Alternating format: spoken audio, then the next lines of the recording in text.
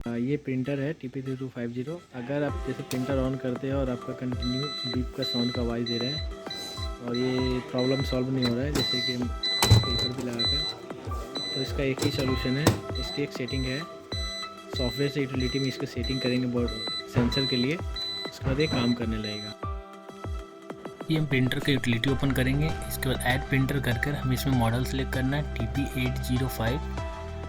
इसके बाद हम यहाँ पे USB पोर्ट सेलेक्ट करके ओके कर देंगे। अभी हमें इसमें एडवांस सेटिंग के अंदर जाना है। फंक्शन सेटिंग में जाकर सेट AD वैल्यू के अंदर 2600 इनपुट करेंगे